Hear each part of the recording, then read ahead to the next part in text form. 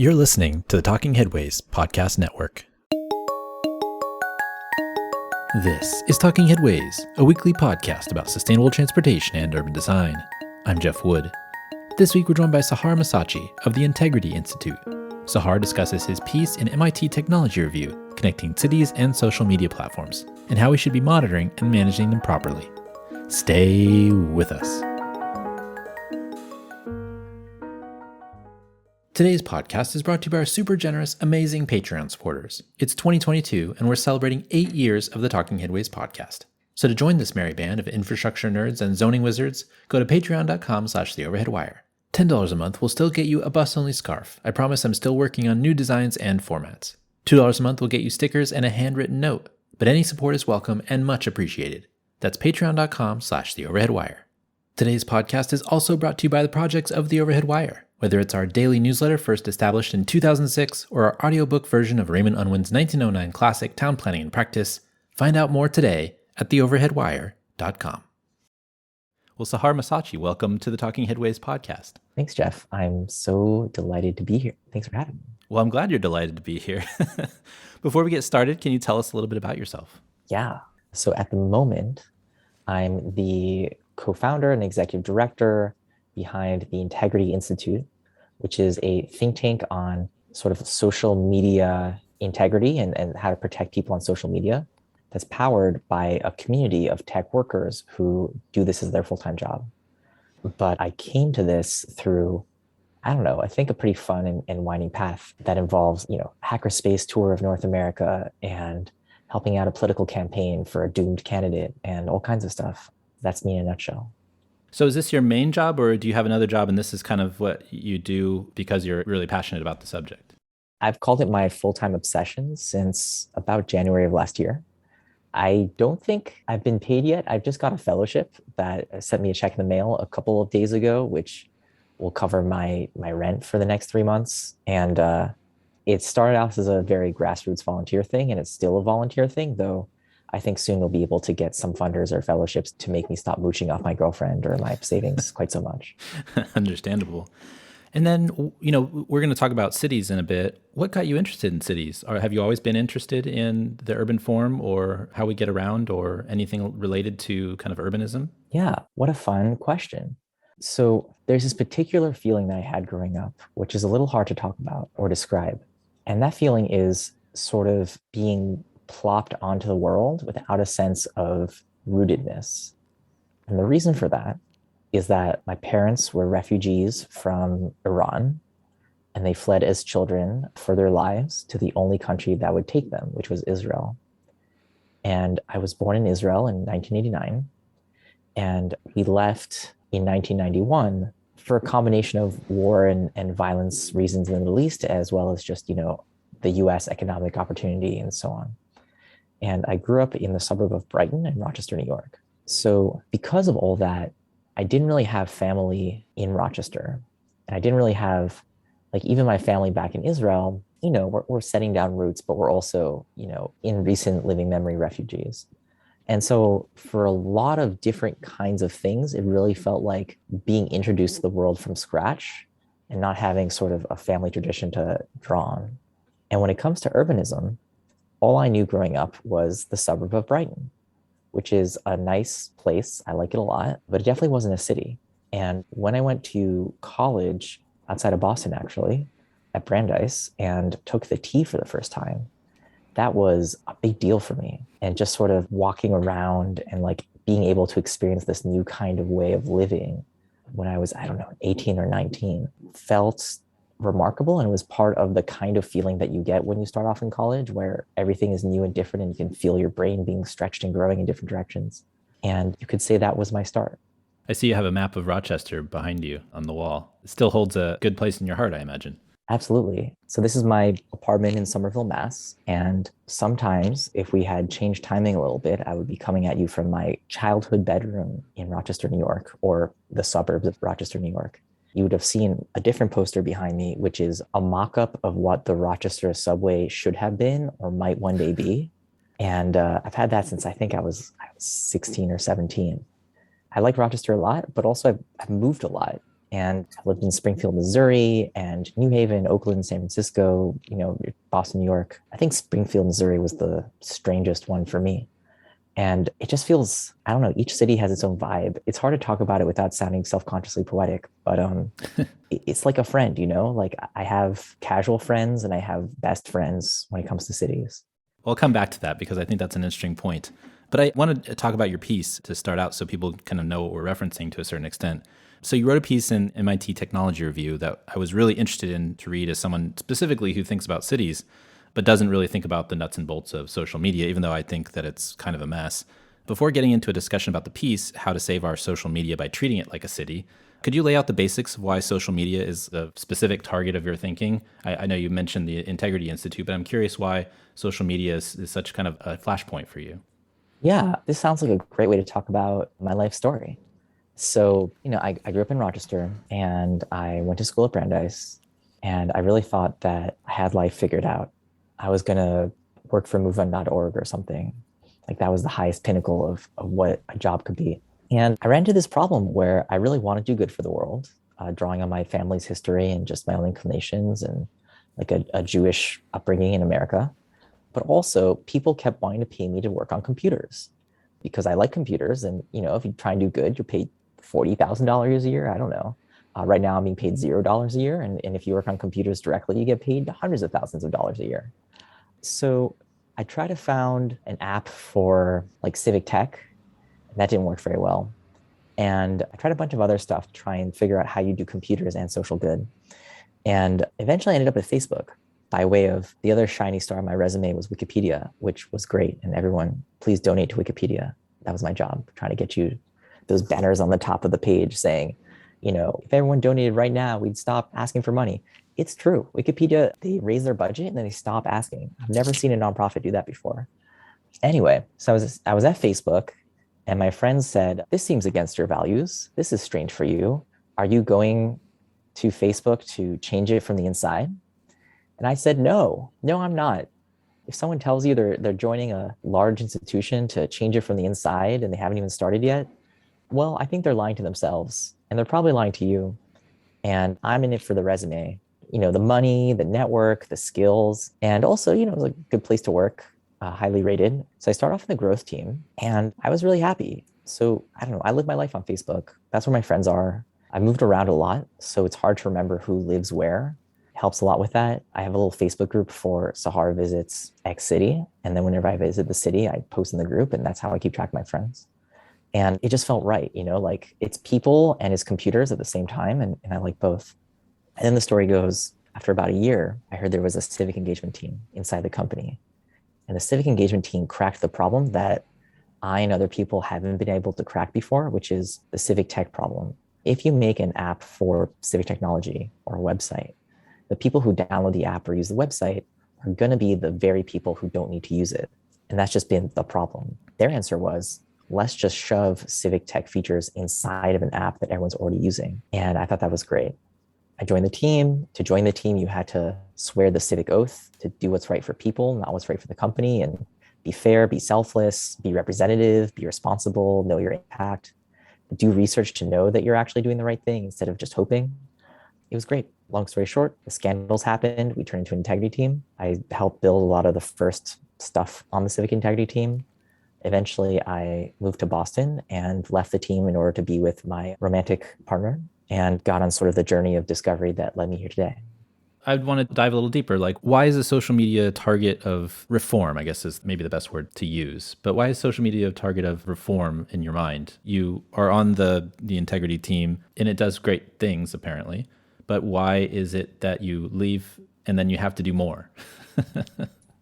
I mean, I think there's a world in which I could be like a, I don't know, net neutrality activist or a full-time, I don't know, person who's mad at the NSA and really focuses on that. I am mad at the NSA. And there's a lot of different like tech and society things I could have ended up doing.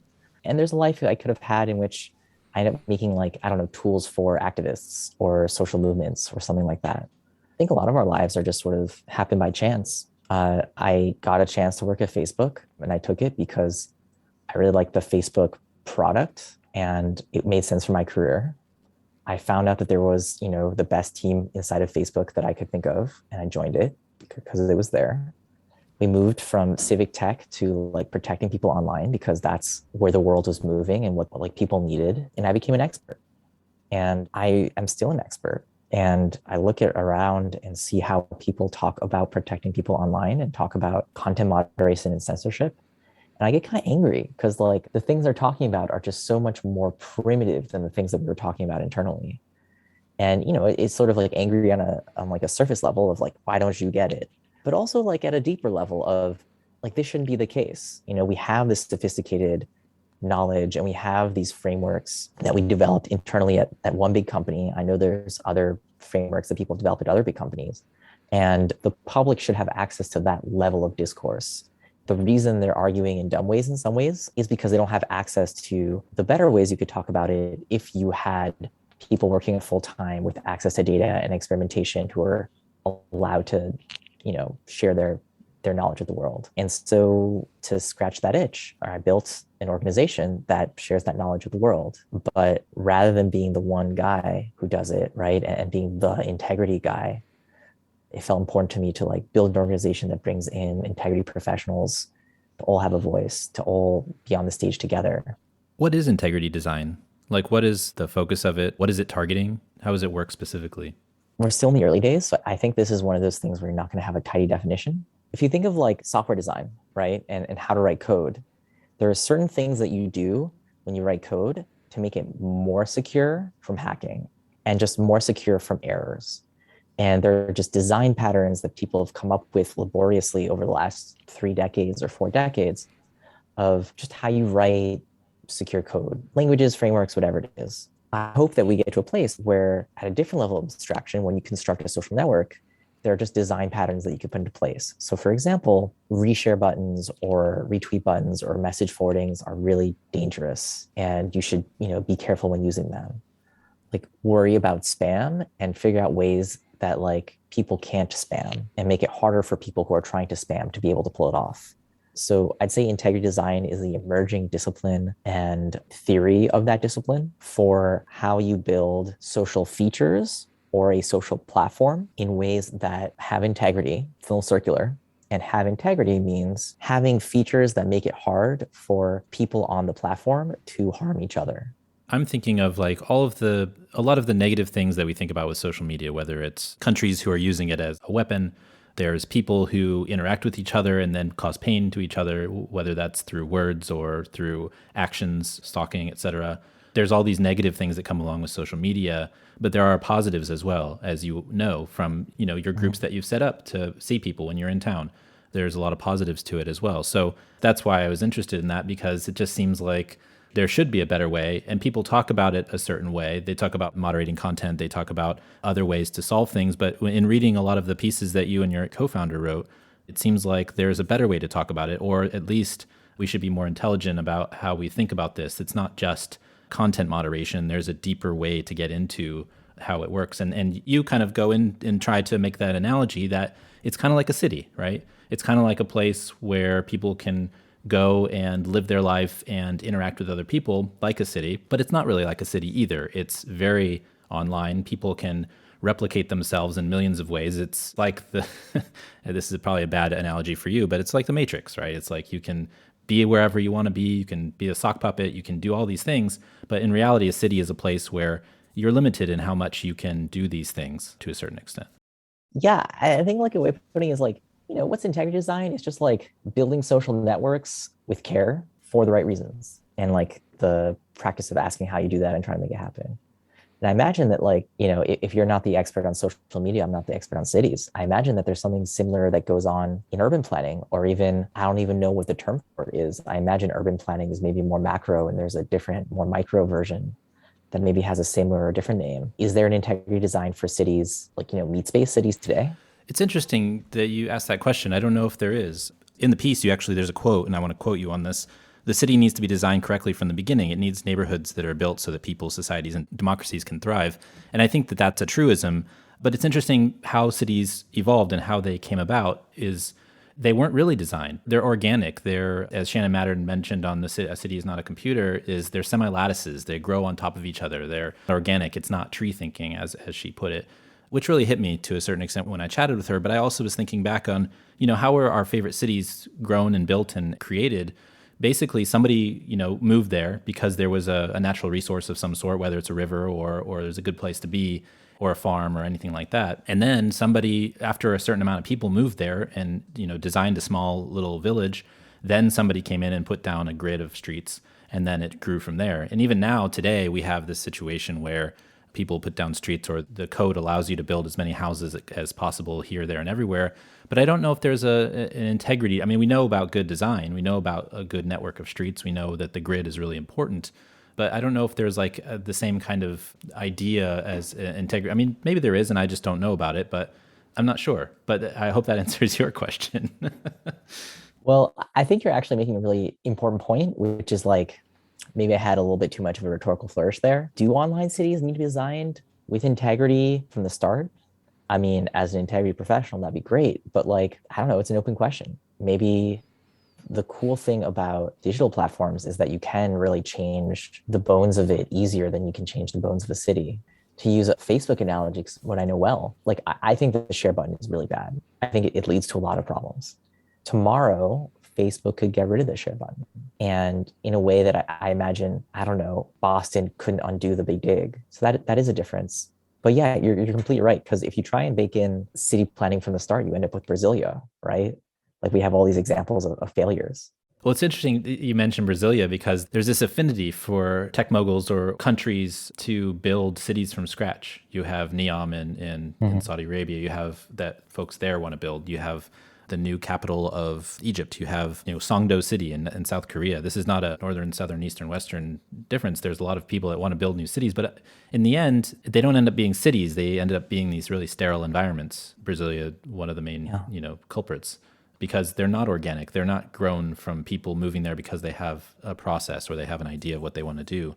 And so it's interesting that you mentioned, building social media sites in that way too. Is it the anarchy? Is it the openness that allows people to be themselves, to grow these things from the beginning? And then in the end, after they grow initially, the car comes in and then it messes everything up, right? That's the best kind of analogy I could make, is the introduction of the automobile was not a benefit for cities. It was actually the beginning of a negative reaction because of the way that people were able to travel. And it's not bad, the car as a thing itself, but the way it was used was a poor example of growth over time and the way we built our cities. And now what we have to do to, address that in terms of climate change is another big issue. So it's interesting to think about the crossovers between cities and social media. My biggest thing maybe is next, people are starting to think about what, this online world will look like, the quote unquote, the metaverse. Mm-hmm. And I'm not there yet, but I see where people want to go. And it's interesting to think about how you build a city, how you construct a city to be egalitarian, to be focused on people's, goals and dreams. And then, how do you build a place online that can be similar, but not harmful, like social media has been to a certain extent? Yeah. So I'm founding a thing that is a nonprofit startup, you could say. And, I've founded book clubs and various other sort of small associations in my life. And one thing that you do when you start a new group, I think, is you don't demand that people use Robert Rules of Order when it's like, four of you splitting a pizza. That would be absurd. At the same time, if you're, a group of 100 people all meeting at the same time, you need some sort of structure in order to have people be heard. Otherwise, you're just like a bunch of people yelling in a high school auditorium and nothing productive happens. Or a Zoom meeting. Yeah. Oh man, don't get me started. Spatial chat is the best, and GatherTown, by the way. I don't know if you've tried those yet. I've tried something similar. You're in a room, but then you can hear the people that are closest to you and kind of that type of thing. Yeah. Been in one of those before. So you could say that like integrity is sort of like almost akin to organizational behavior, or like whatever magic an MBA is supposed to give you in terms of understanding how to structure organizations, where, you start off with the village of people by the bend in the river who are just like having a good time.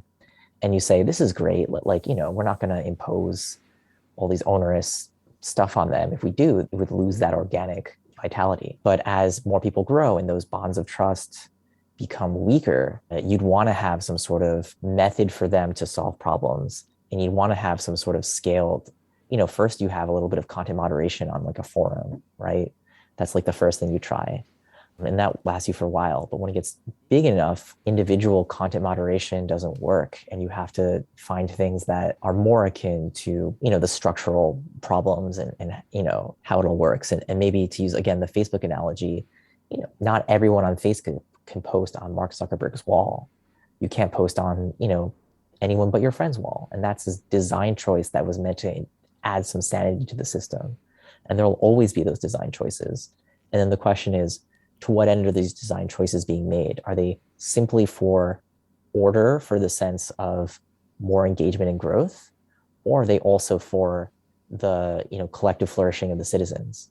To round out this point, if you look at something like Clubhouse, they're an example, I think, of that little village having the spark of something fun that people really found and then grew organically. But, because we're in the internet and the city of atomic supermen, and because things happen at internet scale as opposed to human scale, suddenly millions of people were using this thing that only had the processes and the tooling ready for a thing of, 100 or 1,000 people. And then they ran into a big problem. And so I'd say that, like, because things can grow really quickly, baking in integrity concerns, or at least the bones of integrity concerns in the beginning, will really help. Well, that's interesting. I mean, that goes to another point that I felt like I wanted to discuss with you when I was reading the piece and reading other pieces as well. There's a really important 1938 paper by a guy named Lewis Worth. And we actually read it in full with the permission of the University of Chicago on our 200th episode. His article was called Urbanism as a Way of Life, and basically it discussed why people acted differently when they moved to cities as urbanization was increasing. The construct created by a city, according to Worth, is that people can be anonymous and create more impersonal relationships. They can also be more specialized with their work and interests. It's not like being in that small village anymore. It's moving to a place that is larger, and you have to kind of deal with more people as they come at you. Imagine, 19 teens and 1920s New York, and how many people were walking in the streets before automobiles and during the time of railway travel and streetcars. You just had to deal with this kind of throng of humanity. Because what's interesting about this is the connection to your piece about how social media has kind of supercharged this characteristic of cities. But the important factor that you mentioned is the physicality of cities, and kind of building that physicality into social spaces because of what you mentioned with that Clubhouse example, which is that stuff can grow so fast and so unwieldy that it is kind of out of control. And even in the city, like Lewis Worth said, I mean, it gets unwieldy, it gets a little bit overwhelming for people, and they decide to not have as many strong connections. But it's interesting that you bring that part of it into it as well, is that if you have a physical limit that doesn't exist online necessarily, but you build that into the system, it makes it actually more palatable to be a member of that society. Yeah, absolutely. I mean, like, where the growth of a city is in some sense bounded by the number of homes you can build in a period of time, right? Like, you're not going to see a club of 15 artists turn into a metropolis of 2 million people in the span of 2 weeks. It's just physically impossible to do it. And that gives people some human scale time to sort of figure out the emerging problems and, have some time to experiment with solutions as the city grows. And that's a sort of growth. That's a story about the growth of a small platform to a big one, but it's also the same kind of thing of just how lies are spread, how hate speech is spread, just any sort of behavior. In human civilizational time, we've sort of discovered a way for people to teleport and have bot armies in a digital city. And we just don't know how to deal with it yet. And it's going to take us, I don't know, maybe decades to figure it out. We might have to have some new laws. We'll have new norms of politeness. You could call it like we need to have a whole generation of people understand media literacy and then grow to be the old people, right? Like cohort replacement, so that the entire population has media literacy. If you want to call it that, it's going to take a lot of time. And until then, I'd say that we want to have people's existing intuitions. Like, we have to give them something to hook into. We have to make the reality of how online works close enough to people's intuitions that they're not so easily bamboozled. And even just as designers of these products, or as like, it doesn't have to be about the us virtuous enlightened people and the like bamboozled masses. Just like the people who make these products also have intuitions that aren't correct. The power users, the so-called sophisticates, the people who take to city life, they also suffer from these same sorts of mismatch between what they expect life to be and how it actually is. And in that gap is where a lot of dangerous behavior can exist. Who are the power users? Like, what is a power user? I read that a couple of times, and I'm curious, like, what your definition of a quote unquote power user is. It just somebody with a lot of followers, or is it somebody that uses technology to run bot armies and things like that?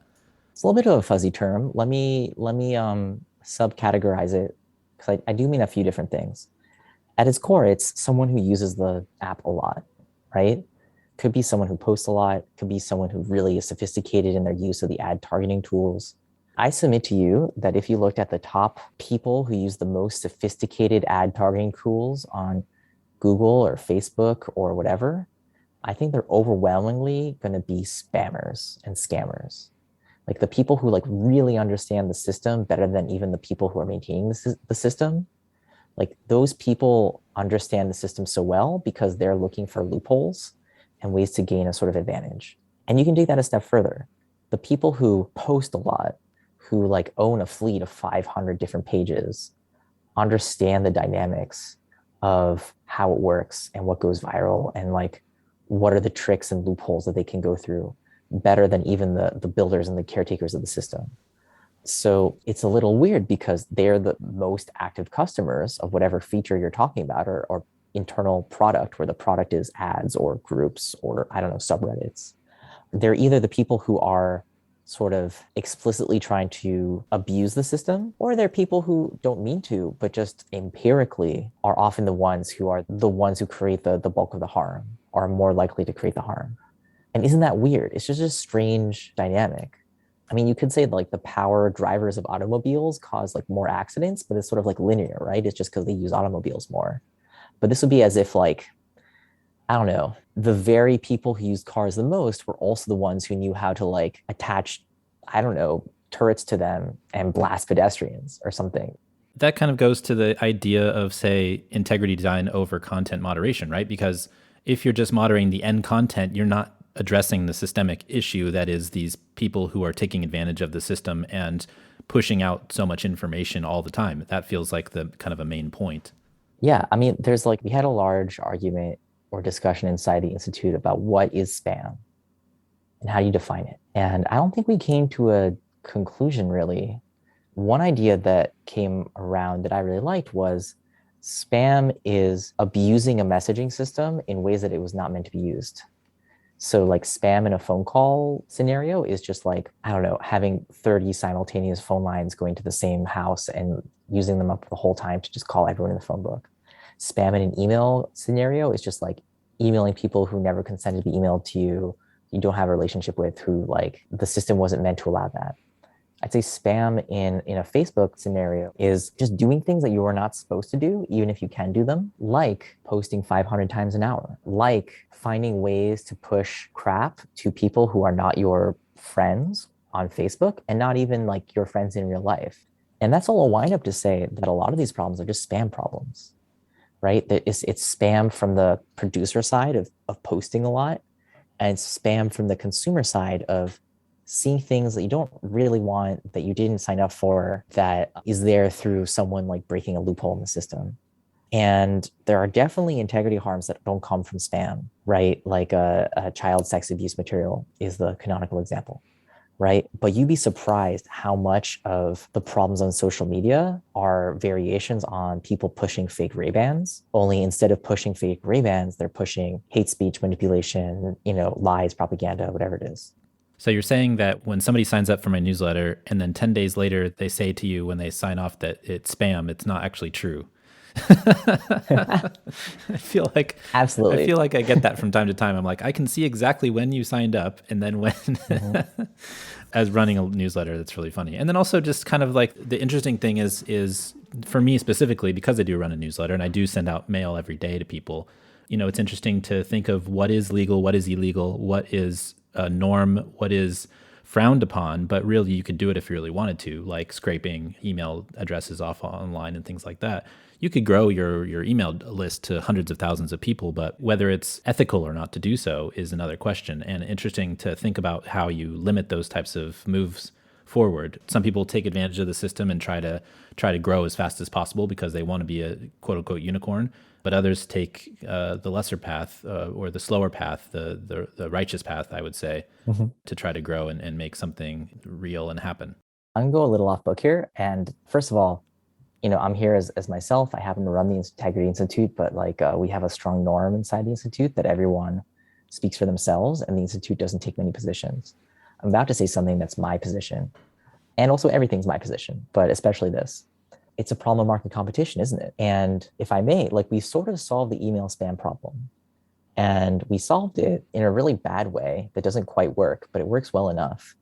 And the way that society solved the email spam problem was basically through taxing email. Like, if I were to open up Gmail and email someone right now, I don't have to pay like a fraction of a penny.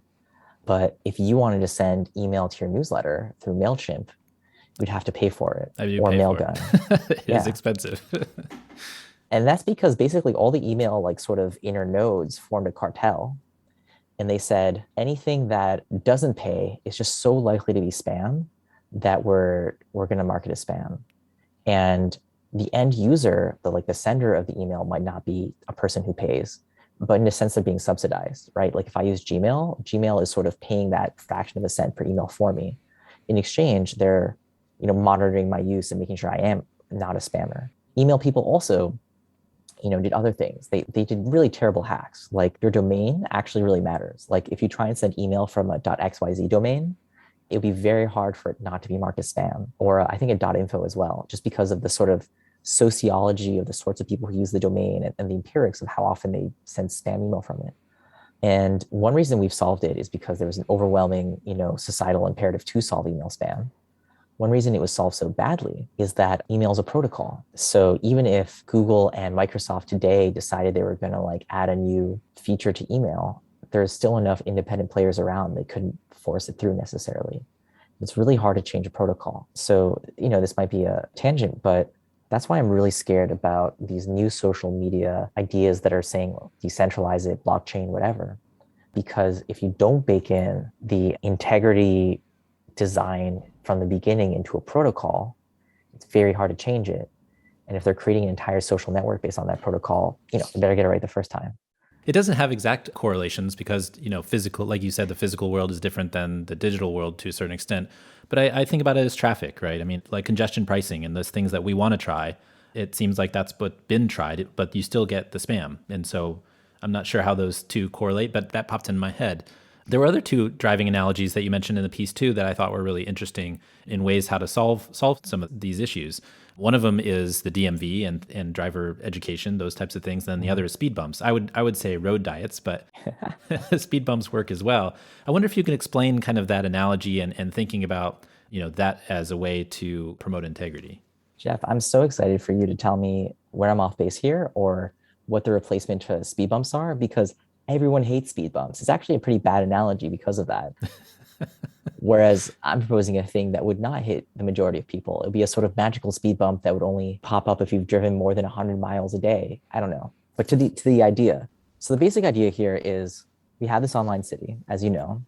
It does have a lot of characteristics like a city. And in this city, people have superpowers. I call it the city of atomic supermen. They can disguise themselves perfectly. They can clone themselves. They can make robot armies. They can, teleport or fly. So then the question is how do we sort of look at these superpowers that people have online and then curb them a little bit so that people still have the superpowers, but they can't abuse them as much, or they can only use them a certain amount of time per day or something like that. And I grasp towards metaphors in real life to help think it through. Because again, I just think that there isn't too much new under the sun, and analogies really help. So for the DMV, one superpower that people have online is the ability to create new accounts. It is very easy to make a new account on, let's say, Twitter or Reddit. And this creates a problem because if a platform arrests someone for breaking, TikTok law, they can just pop out of jail by creating a new account and go on about their day. There's some ways that platforms try and deal with this by detecting fake accounts, and some do a better job than others. But another way you could do it is just sort of make it so that new accounts don't have the same powers that legacy or an older account has.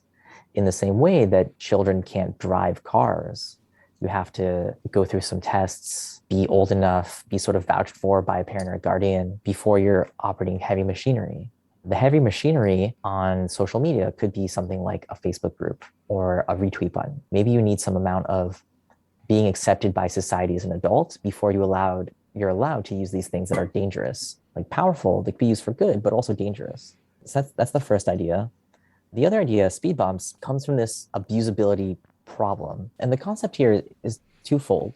The first is, again, the harm is coming from people who are using everyday actions and behaviors and just spamming them. You could say posting a lot. And the second comes from this sense of we don't need to have perfect certainty that a particular person is doing something bad before we make it harder for them to do the thing that is probably bad. So you can imagine, like, if we're 50% certain that a person is performing hate speech or harassing someone, maybe we make it, just like 50% harder for them to do the next thing that looks like harassment today. Maybe, I don't know, their post takes a little while longer to from the submit button to the success modal or something like that. Or you have an interstitial that says, are you really sure you want to say this thing? You're not stopping people. It's just some annoyance in their way. And the analogy here is speed bumps, which, again, please help me find a better analogy. Well, the one that just popped in my head was 20 is plenty. There's a speed limit, 20 miles per hour, which is basically if you go above 20 and you get towards 25, 30, 35, 40, there is an increasing curve about whether people will die if they're hit by a vehicle, right?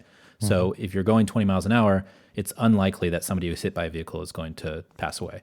And so, a lot of cities have actually lowered their speed limits to 20 miles per hour because they are trying to limit the amount of people who are killed or maimed by motor vehicles. So that might be better than speed bump is a specific tool, and maybe 20 is plenty is a specific tool as well. But that ramp up towards damage might be actually a good analogy for you as well. Yeah. Perfect. Yeah. Like, let's say a city decides to implement 20 is plenty. And maybe they, because we're in the magical world of code, we're able to sort of like make it happen through magic, right? They could like change all the cars tomorrow so that they didn't force it. And maybe they didn't force it where you could go 21 or 23 miles an hour if you wanted to, but I don't know, it'd be harder. You couldn't do it very often per day. Maybe, I don't know, your car would turn a like uglier color and or something, like some kind of small thing where you're not going to do it very often, but you can if you really need to. They're not censoring drivers. They're not singling out drivers. Hitting 22 miles an hour and having your car turn vomit color and, like, I don't know, a little beeping noise start in your car until you go back down to 20. It's not that you're being punished for doing something wrong necessarily. It's just like a safety measure for everyone, even if particularly on your stretch of road, there's no children to hit.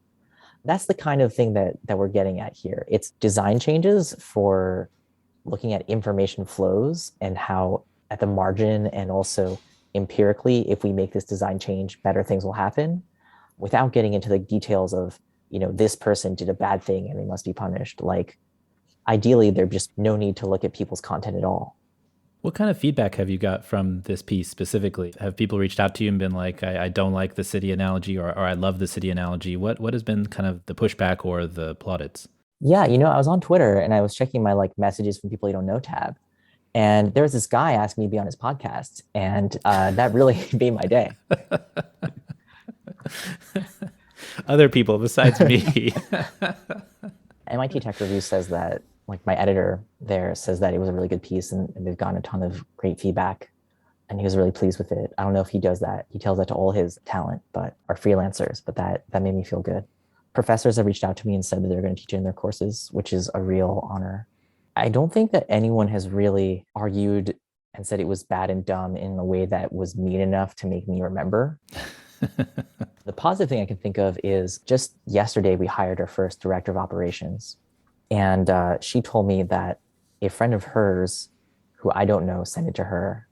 And this friend is an architect who's all about city planning. And he said, have you seen this? I think it'd be right up your alley.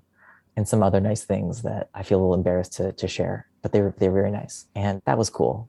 Like, independent verification that the world actually seemed to like it.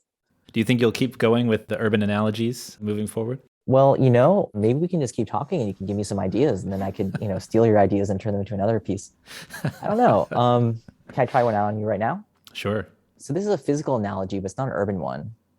You can think of the Twitter feed, the Facebook news feed, the Reddit algorithm, the TikTok algorithm, whatever it is, the sort of like ranking what stories people see and having making a decision about what people see on their feeds.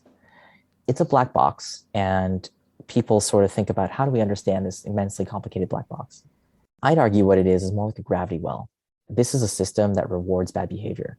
The bad behavior it's rewarding is inflammatory content, hate speech, misinformation, whatever it is. This is sort of a thing that you can test empirically.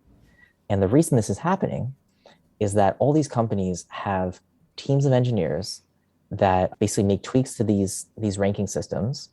And every time they make a tweak to the ranking system, they do a randomized controlled trial and they look at metrics to see how version A changed versus version B, right? How the experiment versus the control. And if the tweaks make engagement and growth go up, which means more people posting, commenting, sharing, and also more people on the platform overall, they'll ship that change. And you can imagine that over the years, we have this highly optimized machine for getting people to post more and getting people to stay on the app. And it turns out that things that cause outrage, et cetera, perform better than like wholesome things. I don't think this is like very like revelatory. Like people have been saying this for a while. So here's the idea. So like the Stephen Hawking, Einstein, like rock lead weight on a rubber sheet, that's what the newsfeed algorithm is. It's this gravity well pulling people towards and setting up incentives for people to do bad behavior.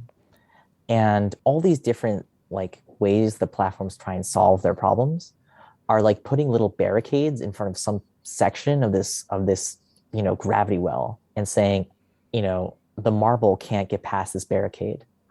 And that might even be true, but there's immense potential energy there. And, people will find their way around that barricade to go down because that's where the gravity is. And so the real challenge of an integrity team is not building more and better barricades to completely surround, this circle. It's to invert it and to have it be a hill rather than a gravity well. I don't know, we have a bunch of ideas of how to do it, but that's sort of the abstraction. Yeah, I understand completely what you're talking about. It's harder to walk uphill than it is to have gravity pull you down. The thing that came to my mind, and I imagine came to the minds of listeners, is four-step transportation models. We've incentivized driving for so long, and engineers are focused on building these models for regional planning. And what they do is they continuously incentivize driving instead of reduce. In the time of climate change, reduced VMT, vehicle miles traveled, is a very important metric. And so we increasingly promote driving, and then the model tells you need to build a freeway here, and the freeway expands, and so induced demand, and it keeps going and going. And so then you have the United States where a majority of people drive instead of walk, bike, take transit, active transportation modes, those types of things. So it's very similar in my mind to the ideas that you're talking about, because we want to not kill driving altogether.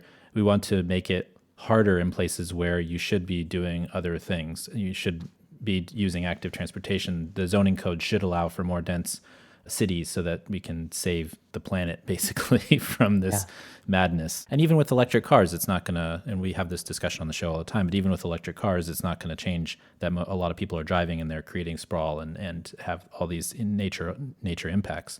So that's the connection that I made. There's a four-step transportation model that most DOTs use, and it creates these mechanisms for forecasting demand, and then the forecast always says the driving and the need for infrastructure is going to go up, right, at a 45 degree angle. And there's these hilarious graphs that people have made where you have the actual demand for driving on a freeway, and it's like, it's kind of going down slowly over time, but then the model keeps on going like this. There's like shunts out the side that show that the model showed that driving is going to increase this much, and it's a 45 degree angle, whereas the actual curve is actually kind of drifting downward. And so you have this perverse incentive from that mechanism to continue to build roads, to invest in infrastructure that's new instead of investing in bridges and roads that need repair, et cetera. And so I think that's a pretty similar, actually, analogy to what you're talking about.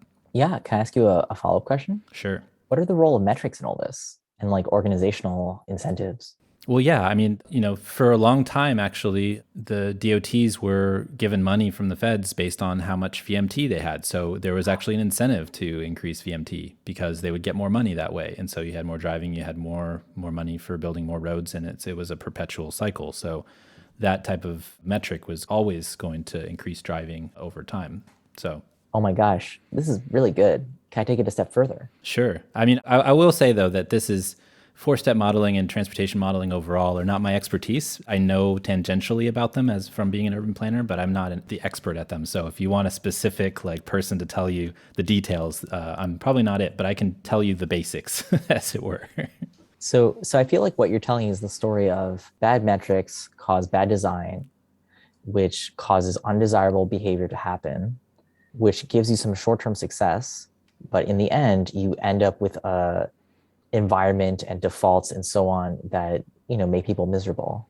And maybe even like global warming comes to, doom it all. But even aside from that, you sort of like by following these short-term incentives end up in a place where like everyone's unhappy. Well, think about freeways, right? Think about the 405. They expanded the 405 freeway. They spent $1 billion, and now it's more congested than ever. It might have, there wasn't even like there was a little bit bump of traffic impact where people felt a little better about it, and then it got worse. The most perverse incentive from this is that it made Elon Musk mad, right? Mm-hmm. And made him think of these ideas of putting cars in tunnels, which is, a horrible idea as compared to a subway.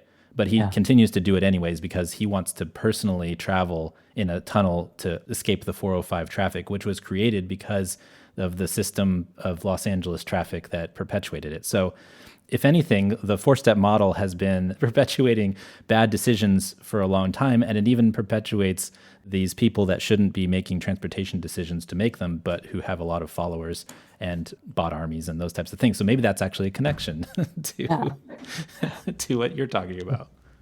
I think the induced demand part is so important. It's a little bit of like a marketplace thing. Like if you create a system where posting plagiarized content from like, Patriot Eagle Forum page to like old ladies who don't know how to use Facebook on groups they didn't know they joined works, then Macedonian teenagers are going to do it. And if Macedonian teenagers are going to do it, then like also like some Americans are going to do it too. All of a sudden you get into a place where when the company belatedly realizes they created a monster, or some parts of the company do, there's people running these pages, running these groups who say, well, you can't get rid of it now. I base my livelihood on this, or you're censoring me if you, clean up your act. In the same way, I imagine you would have, I don't know, trucking companies or people who built their homes in the suburbs say like, or in the exurbs say, well, you can't get rid of this road. I needed to do my job. Like path dependency is really real and it's difficult. Can I give you an example of that? Yeah. Well, so there's a road connector in Dallas called I-345, and there's been a concerted effort to tear it down because it actually separated downtown Dallas from now it's Deep Ellum, which is kind of an older district. It's historical. It's also entertainment. And urban designers and people in Dallas are working to think about how to redesign this area and tear down the freeway. But there's a lot of folks who say, I need that road to get to my job. I need that road to do this, that, and the other thing. The solution is elegant in that it's a surface street that's actually slower. It's going to promote the reduction in speed. It's going to promote more urban development that connects Deep Ellum with downtown Dallas. But there are those people that are pushing back on it, and they are saying, we need this road, or what are we going to do in alternative? And you're keeping low-income people away from their jobs, and you're doing this, that, and the other thing, when, ultimately it's actually a solution for the city to grow a better way. And so you have that, like you said, path dependence that keeps, freeways from being torn down. You have inertia, really strong inertia. In Houston, they're actually trying to expand the freeway, but they're going to have to take thousands of businesses and houses from people who have lived in the neighborhood forever and ever and ever to expand this road. And, we should have learned from this many, many years ago because of what happened during the freeway expansion era, but we're not. And so the DOT has actually kind of said, you need to prove to us that there's an environmental benefit to this. But with another DOT, with another administration, it might not be so positive a result so far. My imagination says that they're going to eventually push it through, but there's hope that it actually might get stopped. So there's those path dependencies, those inertias, those things that happen all the time in the transportation and urban planning world. And it's quite analogous. I'm pretty impressed with actually how connected these two things actually are. Wait, Jeff, are you telling me this isn't the Robert Moses Fan Club podcast? No. And I'm not even going to say, oh, well, he did some good things. No, there's people out there that say that, but no, I'm not a fan of Robert Moses for sure. I've made a huge mistake. I'm sure most of the listeners are not either. I remember my final analogy here. You have path dependence. You have this problem where you create this infrastructure and this mode of being that like doesn't work, and then people are locked into it. You kind of see the same things on social platforms, we think. So like it's not in the long-term interest of social platforms to have a culture of bullying and harassment and just sort of toxic behavior of all kinds. But it looks good on their short-term metrics, so they'll do it. But long-term, they have a problem where the only people left on the apps are like the bullies, the trolls, and they don't want that. I don't know. I feel like there's a climate change sort of metaphor there or something where like, you built your thing irresponsibly for decades or for years and years, and now the reckoning's due and your user base collapses, or you turn around and your entire network is just like, shitty copy pasted memes and that's it because all the quality has fled. Maybe that's the analogy to all of a sudden you have excerpts that you don't want. Yeah, I think there's something there. It's probably not as clear cut as some of the other ones, but I think it works. You have a lot of places where you can't serve long term with property taxes. I mean, somebody in the exurbs might have low property taxes now, and they might have moved out there because the housing was cheaper, but eventually the bill comes due and you're going to have to pay for all those fixes, whether it's pipes, whether it's roads, whether it's water infrastructure, those types of things. They all cost money. And cities can provide that better and cheaper because of the way that people are clustered together. And so that's something that we haven't really reconciled in the United States is the cost of sprawl. People talk about it, people know about it, people understand the math problem that is inherent in that, but it's not something that we've actually dealt with realistically. And then the bill will come due eventually. You're going to have a situation where you have to, like the infrastructure bill, getting rid of all the lead pipes in places around the country. They're still not gone because that is hard. And they want to spend money on the shiny new stuff, not, the old faithful stuff that they need to do to maintain, a positive infrastructure. So that's the tough part there. Kind of like wanting to set up a whole new virtual reality megalopolis without actually preventing, Pakistani intelligence networks from taking over Black Lives Matters and Christian communities around the US. Something like that, yes. It's very strange to just see like intelligence agencies doing this stuff. But I guess as a tangent, one thing you said really struck me. Can I rant about path dependency? Sure. Okay. How do you think about corruption? Like, how do you think about like sort of ethics and choices? I don't know if you cover that a lot or there's like a hip Streets blog way to think about it. I mean, Streets blog covers that extensively. I do not necessarily. It's relevant, but it doesn't come up in a way that I'm going to talk about it specifically, corruption and those types of things. They exist. There was actually, we had a guest on a number of weeks ago talking about asphalt and the history of asphalt, which is really fascinating. He talked about how basically, a lot of the asphalt and road companies were basically cabals early on, and maybe they still are, but early on. And, a lot of the political machines from cities would, and the mob and all that stuff would make money off these asphalt companies, kind of a money laundering situation. And so it's interesting how a lot of the infrastructure around the country was constructed by these cartels per se. It's also interesting to think about how asphalt transferred from a natural substance that people mined out of places in say, north of South America, to, basically the best materials was oil refineries. The sludge that was left over from refining was actually used to pave roads in a way that's actually, from his discussion, I was really interested, to think about it as it's actually capturing carbon because you're not burning it, you're actually just laying it down. But those cycles are really fascinating to talk about, and the corruption of it all was really interesting too, just from that machine politics, the mob, those types of connections to the asphalt industry and the road building industry. That's so interesting. I'll have to look that episode up. I think that like, if I may, so we're talking about integrity, which I talk about as like a form of structural integrity, but integrity also implies ethics. And lately, there's just like three different kinds of harms to integrity that come from like ethical challenges or ethical failures that I think I want to talk about it. And one of them is related to this path dependency problem that we were just discussing. The first is this sort of path dependency, right? Like you build a feature, people use it. If you want to make any change to your platform, there will be winners and losers. And if the losers, understand that this is happening, they're going to complain. And if you let their complaints sway you, then all of a sudden you've backed yourself into a corner of never being able to make significant changes. And that seems to be similar to the dynamic that you're talking about with, tearing down or putting up roads. And I think there's a parallel there. But there are two other kinds of ethical failures that are related to integrity work that I think are just important to call out because they are indefensible. And it's important that we talk about it. The first is if you are a large advertiser for a social media platform, you're going to have a salesperson who's sort of detailed to you. And this salesperson, their ultimate loyalty is to the company, but they also have loyalty to you because, you're the money that's pumping into the company. If you post a thing that goes against terms of service and it gets, just physically content moderated, you can complain to your salesperson. And that salesperson has a whole channel, at least in some companies, to sort of be an internal lawyer on your behalf and advocate that decision be overturned, and that, the laws of this social platform shouldn't apply to you because you're such a nice advertiser. And this kind of makes sense from the perspective of a business, but it's indefensible from the perspective of, a city or a citizenry or just like a information ecosystem.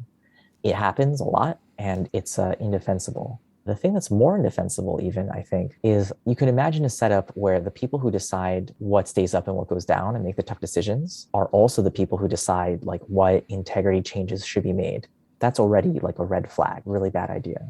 But if those are the same people who are lobbyists for the company or care about, what they call PR risk, and their job is to make sure that, or to deal with people being mad at the company, you set up a dynamic where a politician or demagogic media figure, or sometimes people are both, will say, this social media platform is censoring me. If you ever try to enforce your terms of service on them, or even just roll out an integrity change that covers everyone, right? Like imagine you rolled out an integrity change that like cracked down on fake accounts or manipulation of fake accounts.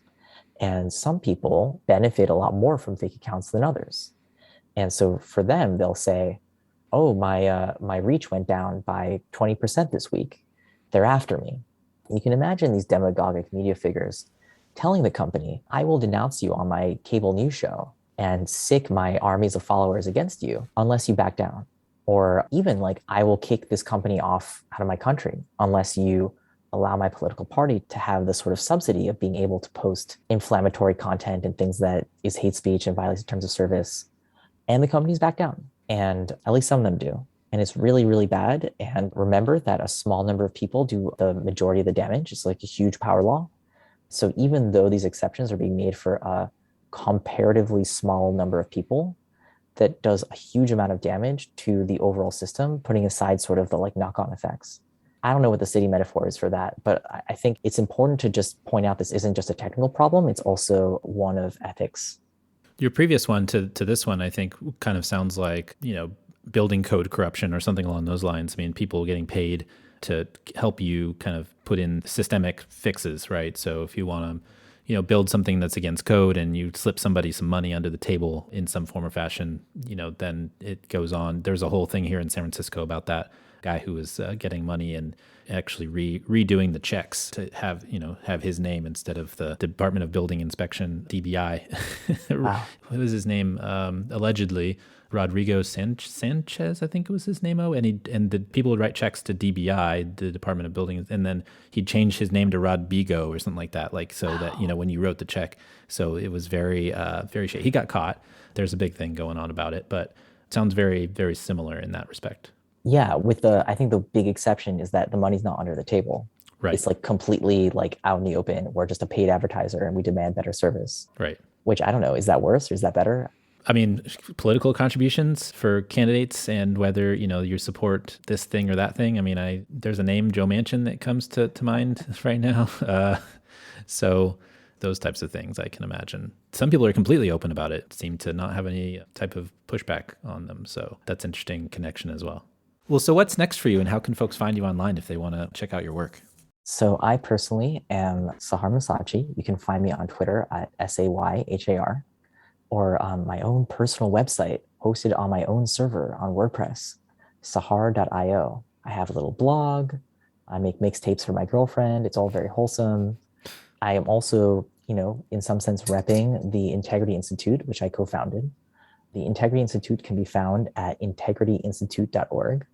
We also have a Twitter with a stupid name like integrity_inst because Twitter has character limits. And in terms of what's next for us, so we're two things, right? We're a think tank that produces think tanky materials. And we're also a community of people who do this or have done this as a full-time job, integrity work for companies, for platforms. So one thing that we're doing is adding new members, cultivating the community, coming up with new committees and working groups. And that is intense. It's hard. But the other thing we do is come out with these materials, and these working groups help us come out with these materials. So right now on our website, you'll see some materials around transparency of social platforms and the different ways that you could have it and why you need all of them together, and very specific metrics you could look for, and frameworks to think about what's going on. And you need sort of frameworks to understand what's going on before you ask for transparency about it. The thing we're working on is more in the integrity design space. So it's, what are the best practices for companies, both in building and in measuring that they're building the right thing? We're going to have a series, we're calling it Integrity 101 to 401. So 101 will be sort of the basics for smaller companies with maybe, 1 to 3 integrity workers. And then the 401 will be your like TikToks, Googles, YouTube, Facebooks, who like have the resources and maturity to actually do the best practices and the emerging best practices. And then we'll see. I imagine we're going to do a lot of stuff around the elections around the country, around the world this year, and monitoring them and creating data sets in different ways. Listen, I'm very excited that we hired our first temporary staffer yesterday. And, we're still at the level where when someone donates $5,000, we throw a party. So we'll see. Awesome. Well, Sahar, thanks for joining us. We really appreciate your time. Yeah, thank you for having me. This is really fun. It's an honor to be here.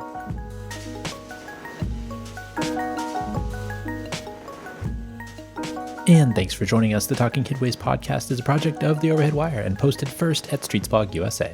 Thanks to our wonderful Patreon supporters for sponsoring this show and Mondays at The Overhead Wire. You can support the show by going to patreon.com/TheOverheadWire. You can sign up for our 15-year-old newsletter at theoverheadwire.com. And you can listen to the show on your podcatcher of choice, including Spotify, Stitcher, SoundCloud, iHeartRadio, and Apple Podcasts. And if you can't find it there, you can always find it at its original home at usa.streetsblog.org. We'll see you next time at Talking Kidways.